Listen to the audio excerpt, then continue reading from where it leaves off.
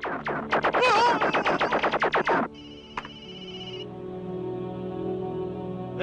Hello, Angelo. Hello. Yes? Pumunta ka sa bahay ni Congressman Salgado ngayon din. Yes, sir. Proceeding, sir. Right now. Yes, sir. Ngayon na, sir. Hop!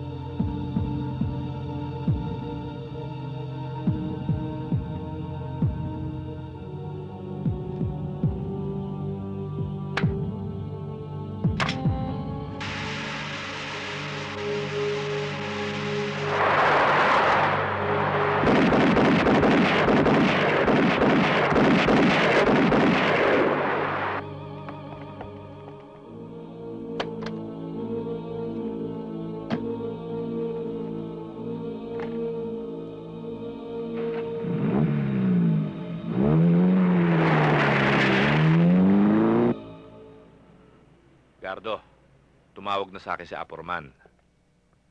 100 kilo na daw natapos. Sa makalawa, pwede nyo nang pick upin yun. Ingatan nyo lang, ha. Malaking halaga yon. Huwag kang mag-alala, boss. Magsasama ako ng maraming tauhan natin.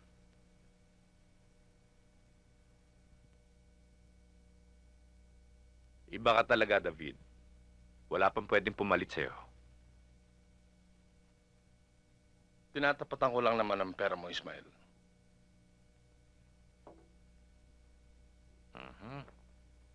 Malaki-laki na rin ang kinita mo sa akin, ha.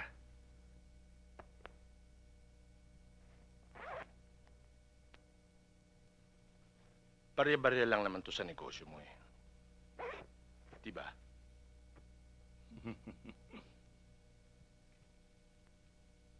Angelo, anong nangyari sa impormasyong nakalap ninyo tungkol sa gunman ni Congressman Salgado?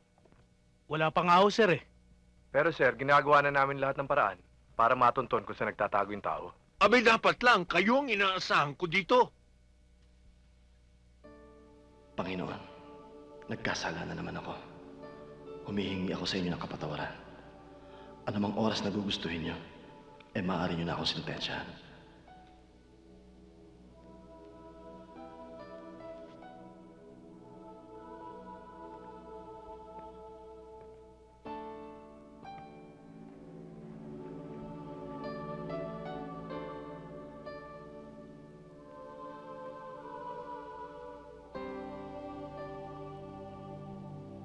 Lord, huwag mo nang patagalin pa ang hinihiling ko sa iyo.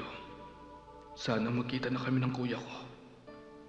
Jack, pag nalaman niyang pulis ako, matutuwa siya at ipagmamalaki niya ako.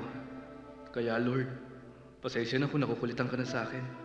Kasi, mahal na mahal ko ang kuya ko eh.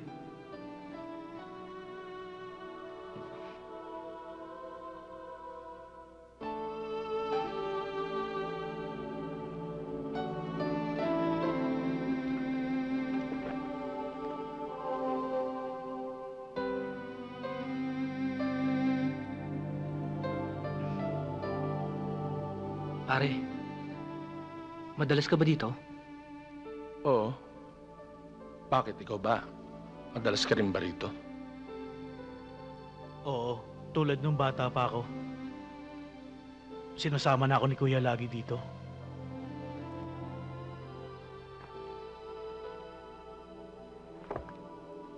Pare, ingat ha. Mauna na ako, may lakad pa ako eh. Oo, sige, ingat.